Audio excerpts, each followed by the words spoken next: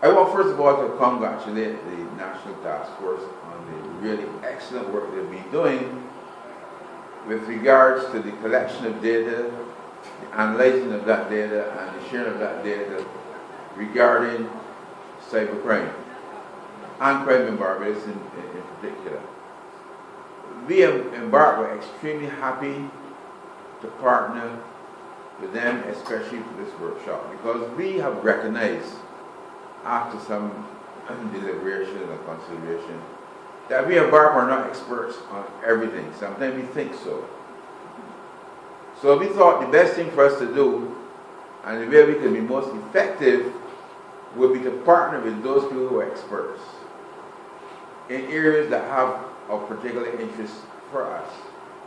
So the matter of crime is the National Task Force.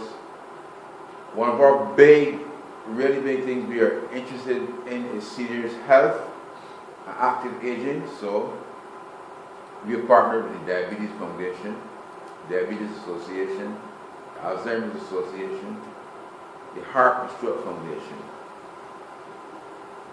In this particular matter of crime against the elderly, we have partnered with the Royal Barbados Police Force. And you might have heard our ads on the radio, or you might have seen it in the newspapers. We have encouraged our members, and the elderly in particular, to have safety audits done on their home. How that is done is the members call into BARP, say they want a safety audit done on their home, and we get in touch with the Royal Barbados Police Force with Inspector Stephen Griffith. And he sets out and he does an audit. They set an audit on your home. They do an audit in the day, and do an audit in the night. And what they're doing is they're coming to see how safe and secure you are.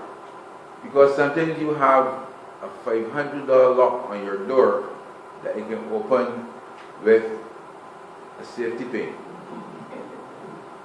So they'll come and give you an audit, especially about the lighting, and when they come back at night, is we want to see if you have adequate lighting around the house.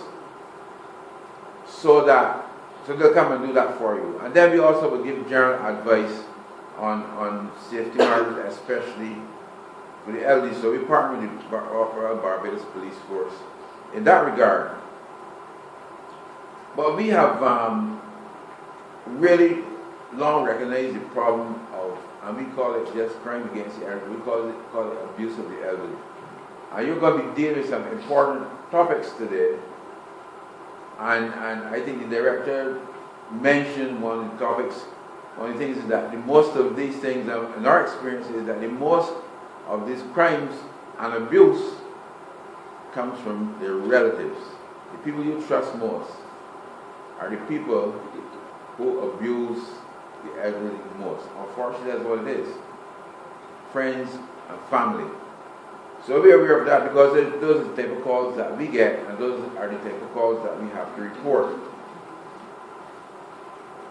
So when we talk about crimes against the elderly, I also want you to consider, and this is one of my pet peeves, the hijacking of facilities that have been particularly put there for the elderly.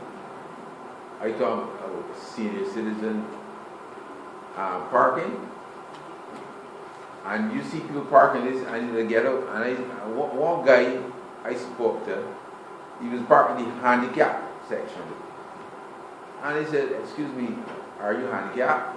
He proceeded to tell me all about my antecedents, my grandfather, my parents, and family I didn't even know he had. And then he said, "Oh, I'm sorry, I know really, you really are handicapped."